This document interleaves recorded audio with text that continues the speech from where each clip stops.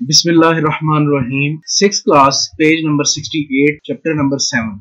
आज हम स्टार्ट करने लगे हैं 7.6.2 को, जो कि कलर के टॉपिक पर मुश्तमिल है। Text can be highlighted and the colour of the text और बैकग्राउंड कैन बी चेंज। किसी भी टेक्स्ट को हाईलाइट करने के बाद उसका रंग, उसका बैकग्राउंड तब्दील किया जा सकता है। Heading in a document can be displayed in different colours.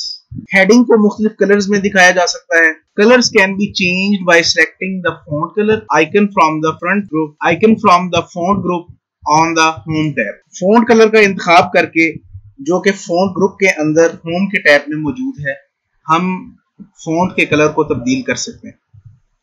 7.6.3 border. Text और pages can have borders around them. Text और पेजेस के इर्द गिर्द बॉर्डर लगाया जा सकता है। Borders can be different pattern of lines, dots, dashes. Border जो होते हैं वो मुख्तलिफ तरह की lines, dotted line, dash lines के ऊपर मुश्तमिल होते हैं।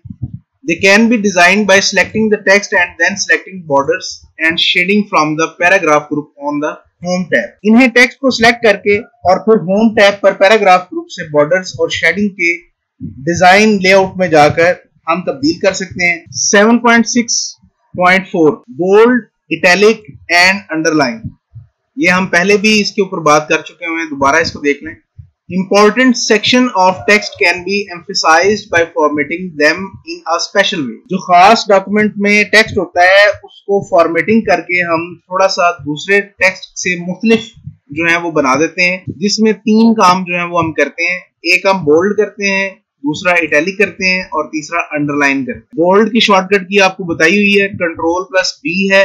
इटैलिक की Ctrl+I है और अंडरलाइन की शॉर्टकट की Ctrl+U है। These features can be applied by selecting text and then selecting the bold, italic and underline। किसी भी टेक्स्ट को जब आपने फॉर्मेटिंग करनी है, बोल्ड, इटैलिक करना है, तो पहले आपने उसको सिलेक्ट करना है। सिलेक्ट करने के बाद आप उसको बोल्ड, इटैलिक या अंडरलाइन जो है वो कर सकते हैं, जो कि फॉन्ट के ग्रुप में मौजूद होता है और ये ग्रुप होम टैब के अंदर मौजूद होता है।